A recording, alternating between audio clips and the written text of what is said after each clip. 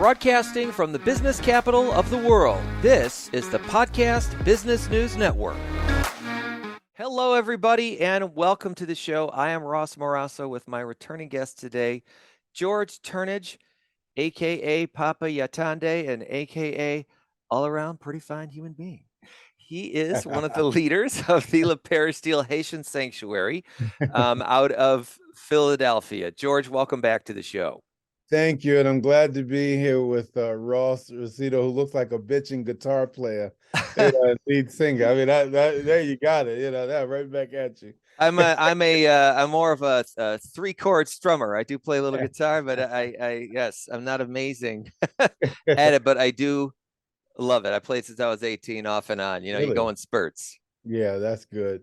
Yeah, Mom did that for us because I was one in terms of singing. I could never carry a tune. She could come and say, okay, Ray. They called me Ray. And they was like, okay, Ray, here you go. And she'll go, ding, ding, ding, ding, ding. And I'll go, okay, I got it. So everybody get ready to sing, my brothers and sisters. And I'll go, it's just, what the hell was that? So she got me the guitar, and the guitar actually helped you stay in tune and on key, so I got to thank her for that. I never pick up my guitar and an hour later go, geez, I wish I would have done something else. I really try to stay present to that. It's just always a wonderful thing, an activity to be doing, any instruments, singing, creative expression. Let me ask you something, Papa Yatande. So you are an official voodoo priest. Yes. So let me go ahead and introduce what I think our topic is going to be in a way, this way. So you're a voodoo priest. So that means you can curse people, and you have magic, and you can summon spirits, and when people practice voodoo, that means they're going all crazy and bleeding from the eyeballs and making the moon explode and all this other stuff, right? Well, if I was on Netflix, I could probably do that because they have the all of the affection, that in film that you can do that with. But in real life, that's not what you're able to do. In truth, what I'm able to do is to continue to help people spiritually and help them physically in different parts of their lives and different things that they have going on. Now, some of the things that you said, when people say, you're a voodoo priest, I get phone calls all the time with people calling and saying, I really like this girl. I'm like, yeah. I want to tie her in for life. She's mine. And I had to tell people, I said, first of all, I don't do that. Second of all, if what you're asking for is something that's, because I then end up having to give counseling. So what you're asking for is actually something that's going to tear up your life and someone else's life probably for the rest of your lives, because you're going to try and tie someone to you because you like what they look like, or you want to maybe go to bed with them or something like that, but they may not like you. So you're trying to ask me if I can cast a spell of attractions to make this person fall deeply in love with you. And then after you've done whatever or gotten tired of this person, you can't get rid of them. Hey, yeah, at first blush, it sounds like, boy, if I could do that, right? Yeah. Like I tell you don't want to do that, even if you could. But what we can do is in the invocation of spiritual forces, because everybody hear about spiritual forces in Loa. And the one thing that everybody pretty much is certain about is like everybody who I'm talking about all religions and just regular old Joes can tell you everything they can tell you about voodoo, but they don't know anything else beyond that about what voodoo does and things like that. But they are certain that, yes, I know that. Yep, the zombie, they can kill people, they can control you, they can put the voodoo doll and blah blah blah. None, all of that is fiction. If that were so, here after the loss of my wife and the business, and I mean the spiritual operation in this faith that we had going. I'm starting at zero. I mean, I would love to be able to go downstairs into the sanctuary and go poof, and I'm right back. Like a reset button. There's no such thing. What you have to do is pretty much what everybody else does. You lead by faith. You continue to do goodness unto everybody. You continue to give people counseling when they come to you, because people are coming and they're looking for answers. I do readings, I do spiritual readings. Can I predict the future? No, but I can look at spiritual things and vibrations going on around you right now and be able to tell you about them. Most people look at me and wonder, wow, how can you do that? Well, it's easy. I can look at you and tell, like what spiritual Loa you have, because everybody has Loa, because you are creatures of nature, so you're connected by natural things like breathing, for example. And so therefore I can look at and see spiritual things about you and tell you about yourself, tell you things about, what is going on with you. And people think that it's, magic, but it's not. It's just training. Is being able to train the person to see and do exactly what is necessary, so that when you offer them your service, or you offer them something that is something to take them forward in their jobs, their career, in their business progressions. They want children. They're trying to figure out what they can't have children. They're looking at just things. Why is it every time I do this, it's just something falling apart? And then you point out the one thing around them. Well, maybe this is not the thing that you should be doing. But I love this. I do that. I said, yeah, but does it love you back?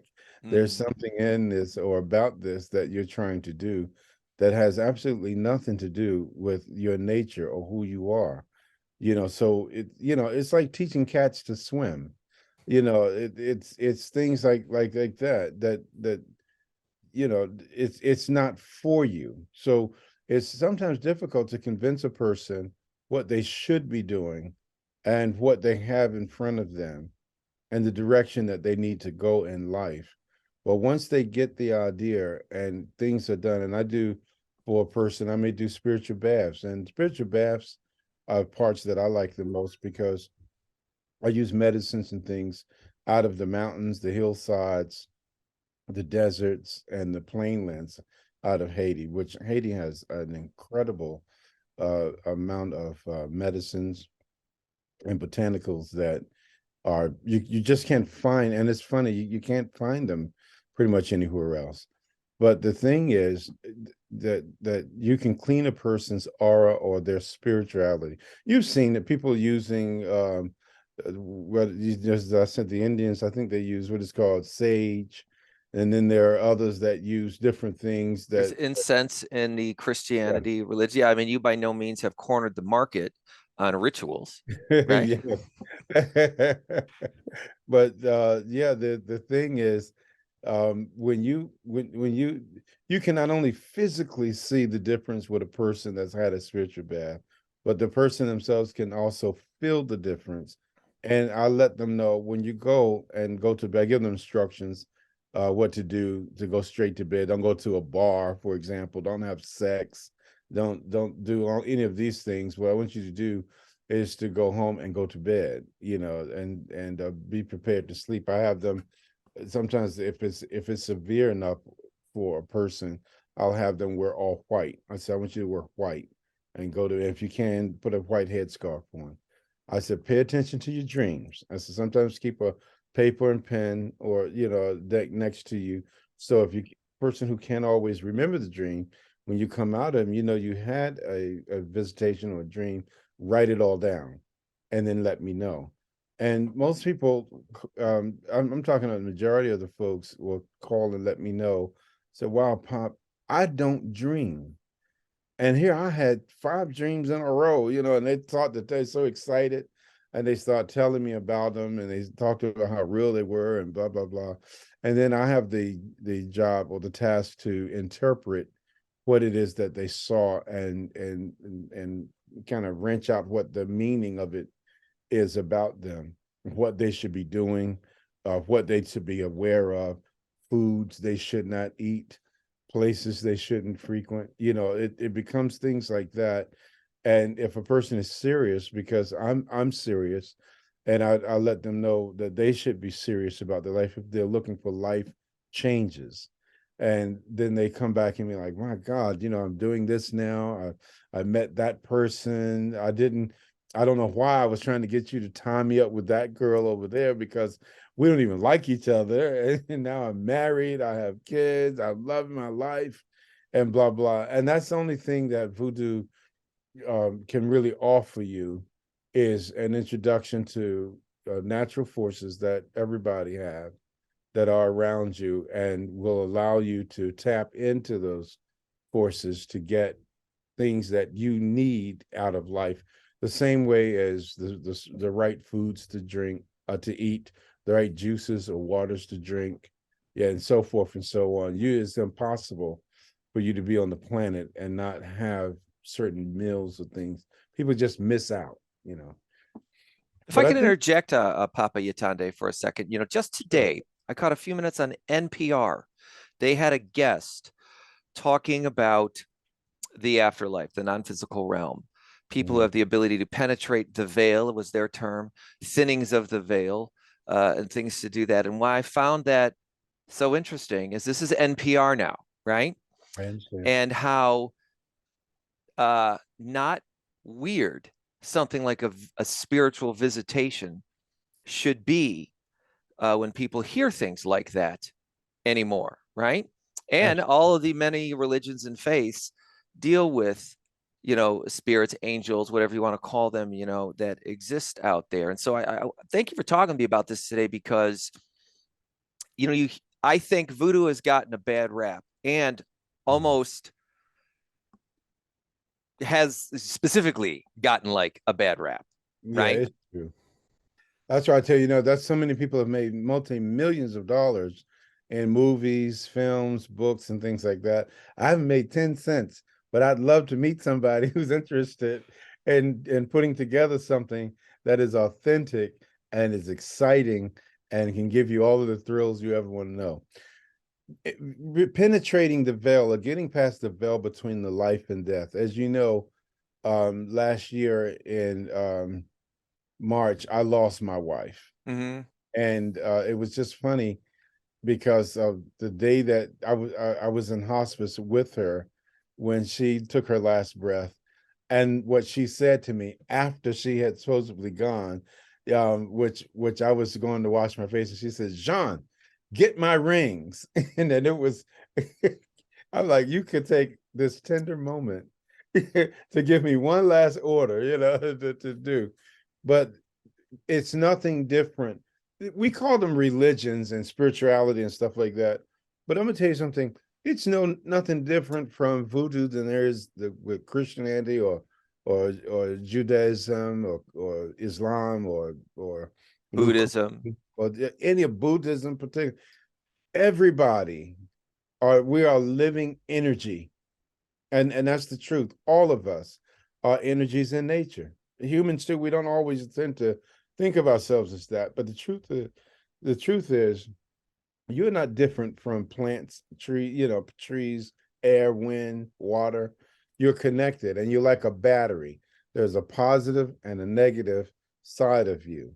So when you pass on from this life, or your battery expires, so to speak, and doesn't mean that you're done. You have that's in rest in peace. I always have a problem with that term. People say, "Yo, he's going to rest in peace in the restaurant." I'm like, look, he didn't have peace when he was on on the planet. I doubt if he's going to find any in the grave. The truth is, nobody is going to be resting. The truth is, what you need to do is to make sure that you have an understanding of who you are, what you are, and the things that you are doing now, so that you can make positive connections when you transcend or when you pass over. Some people are, like myself, have seen things that will spin your head, and I've had visitations. I've seen my wife. I've seen my godparents and things like that. So have other people have had visitations from siblings, or grandparents or something like that, and they have that connection because there is no there death is just a transformation of life. Death is, as we know, death is a beginning going on to another type of life, and at times it is necessary for there to be a connection of information, a direction of sending you someplace that's important, a direction of warning, a direction of things that of encouragement that a person needs, depending upon whatever it is. Now, the dead don't say yes. What did I think it was in The Exorcist. Then the and the demon said, uh, I believe that if the dead don't have anything to say, they should just shut up, because if it's like everybody's talking about the dead, this, the dead, that, and they're right.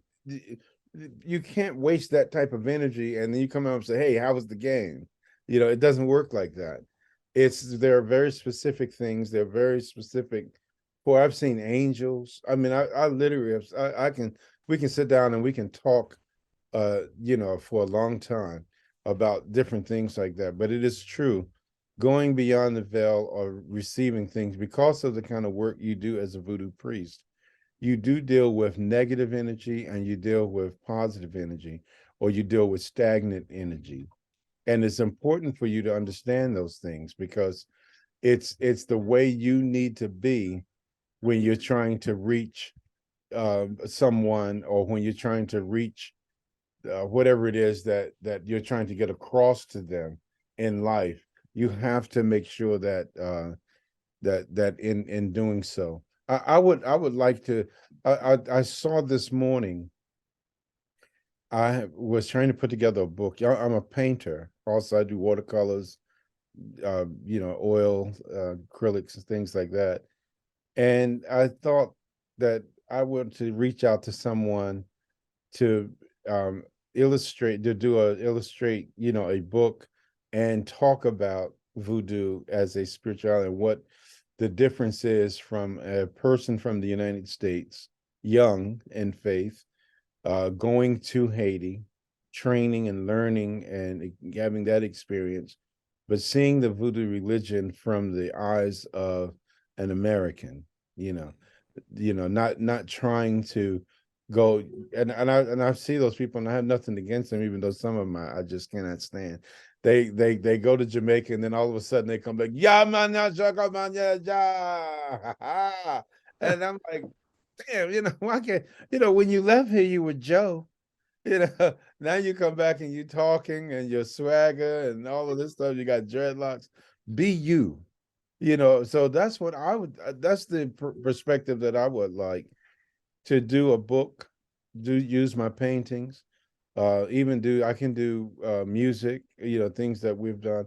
But for the most part, I would like to tell a story. I think I said that to you before, that Ross, if you ever find somebody that want to talk about doing a real story, something that is dramatic, something that's a thriller, so to speak, but true to like, I mean, I'm not talking that going to scare you like The Exorcist. Remember The Yeah. Exorcist?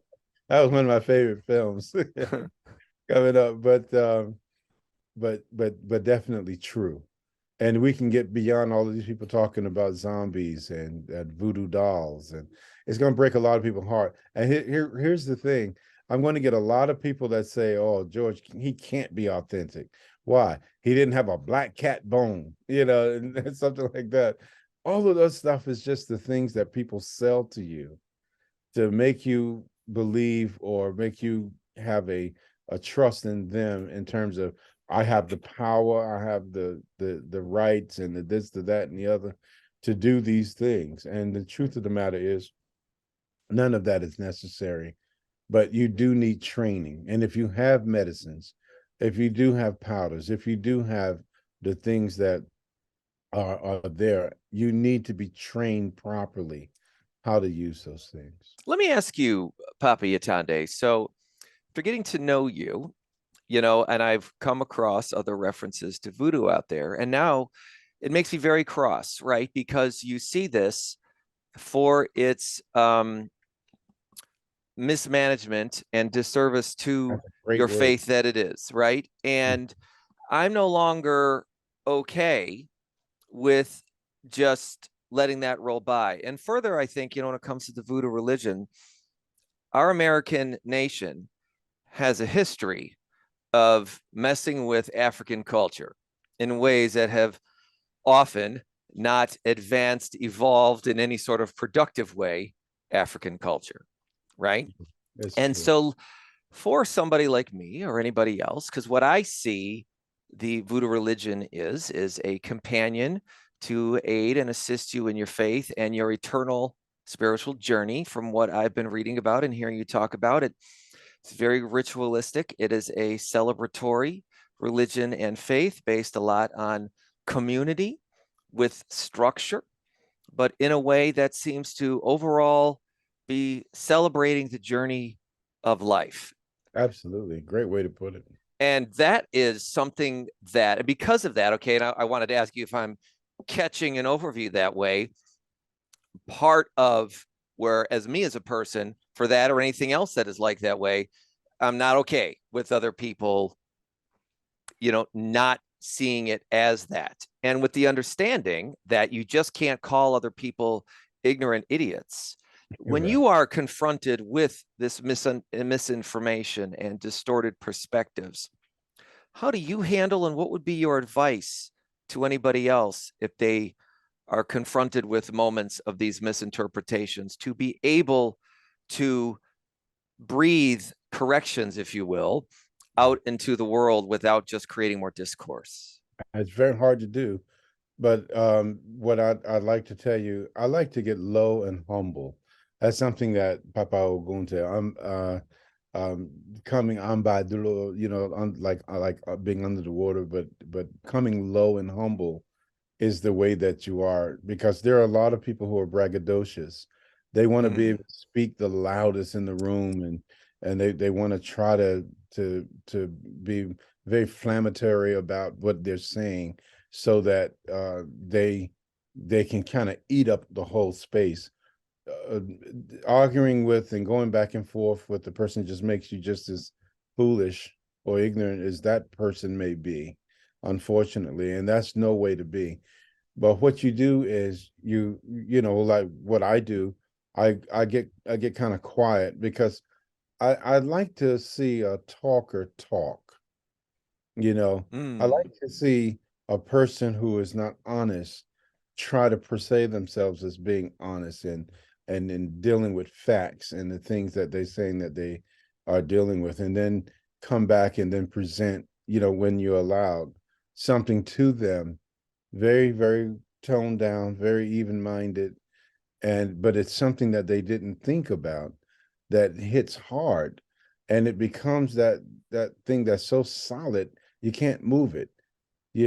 We tried to move rocks when we were, when I first got my home in the Pocono Mountains, and it was a rock sticking up out of the dirt. We figured, hey, we'll just dig this little rock up, and before we realized that we were trying to move a boulder, of existence. And that's the same way as of information and knowledge.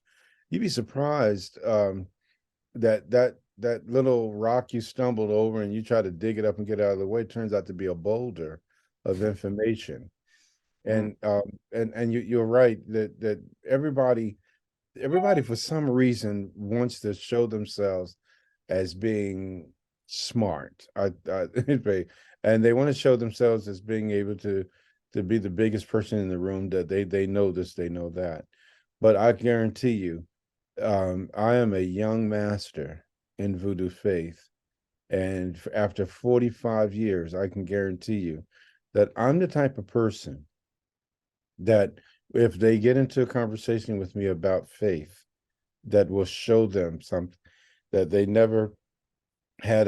didn't have a clue about, and that's not me trying to show anybody up, but because I always try to give people teachings and redirection in terms of something that they were thinking or something that they thought that they knew.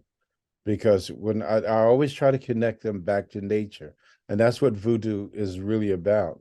Everybody has a journey, and that's the other biggest thing.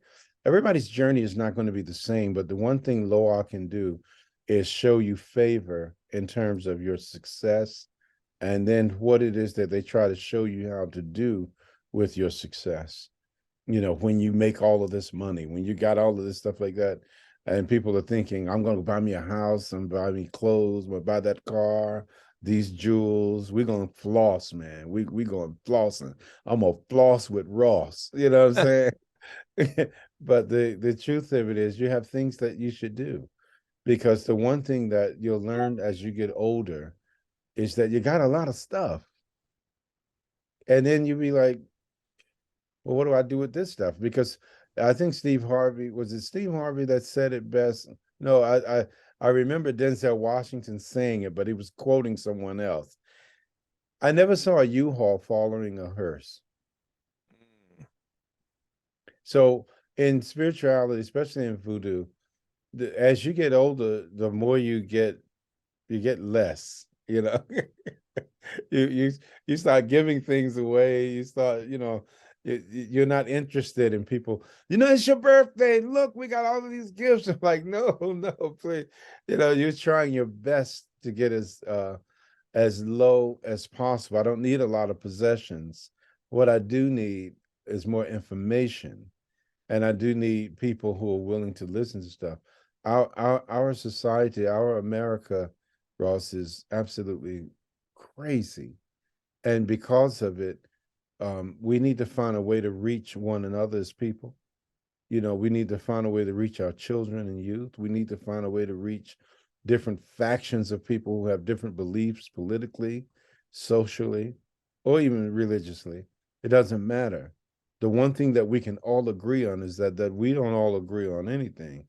And the sillier that politics have gotten as we continue to move forward, that you find people in politics acting like children, when you got all of these people who are so dependent on food and clothing, education and shelter, and we're treating each other the way that we're treating each other.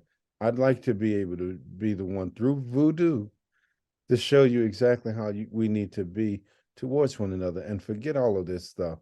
I'm tired of people sitting around waiting for the white man to show them what they should be doing. Black folks, like, come on, stop it. You sitting around waiting for somebody to tell you what to do or to show you what to do, when it's obvious and it's in your face what you need to do. I mean, don't get me started. Well, we can't, because we only have one more minute anyway. Go ahead. I give that minute to you. Okay. And I think you put a nice point on what it is that we're talking about. And as we talk about the voodoo faith in our conversations and your life in general, voodoo, amongst all the other things it's also doing, is giving you a connection to what's important, what matters, right? Yeah, absolutely. So I will then say thank you for the show, George Turnage, Papa Yatande. You can find him at yatande.com if you wanted to look him up to explore more about your own eternal spiritual journey that you're on, as well as music and art and everything else we talked about. You're a very fascinating guy, call George. Me 215-276-3633 is the house number, but 215-869-5322 is my cell. Call me. What is that saying, that you would get on the air and actually do all of that? What a commitment. So thank you again for joining us. Next week, Papa Yatande? Absolutely. I'm looking forward to it, Ross. All right. With Ross, baby. Thank you, George. And thank you all for tuning in today. I am Ross Morasso. You know what I'm going to say next.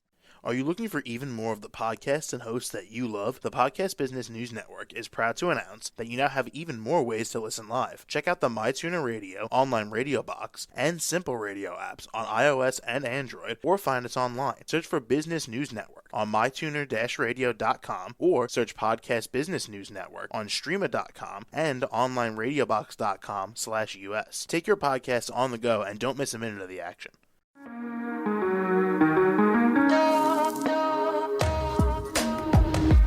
Broadcasting from the business capital of the world, this is the Podcast Business News Network.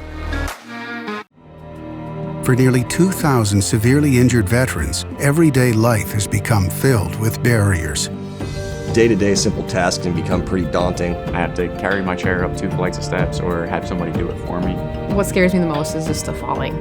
When I'm struggling with my house, I think, to have that one great barrier just knocked down, it's crucial. Home for Our Troops is a wonderful nonprofit that builds a Mortgage-free, fully adaptive, handicap-accessible house. And there's no catch. It'll be our very first home that we've ever owned. This is a game changer. This is where your life begins again. We need you to join us in completing this important mission. Please visit hfotusa.org and help build homes and rebuild lives. Because of you, everything's going to be okay.